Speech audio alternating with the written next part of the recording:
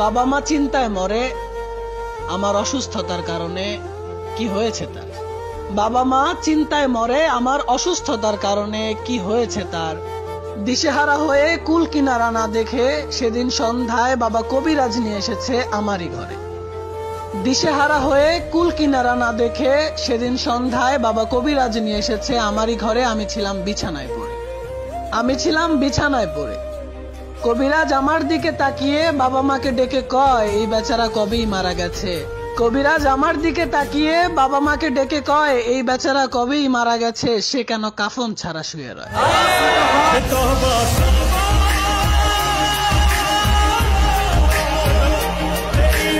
তারপর সে আমাকে আরেকজনের বুকে শুয়ে শুয়ে মিস করত, প্রচুর মিস করত।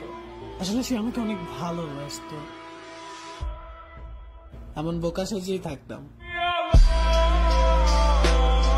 এই যে সে এখন অন্য একজনকে বলে আমি তোমাকে অনেক ভালোবাসি, ঠিক এই কথাটাই সে আমাকে বুকে জড়িয়ে ধরেও বলতো। তারপর মেরি জান একলা থাকতে শিখে যান, কেননা মানুষ লাশের সাথে কবরে থাকতে নয়, লাশকে মাটির নিচে রাখতে যায়। বন্ধু আজকে হিন্দিতে একটা লাইন হয়ে যাক। हमारा मसला ये है कि हम शाम होते ही खुद से थोड़ा फरार चाहते हैं। हमारा मसला ये है कि हम शाम होते ही खुद से थोड़ा फरार चाहते हैं। और बिछड़ने वाले तुझे पहले ही बताया था, हम किसी भी शख्स को एक बार ही चाहते हैं।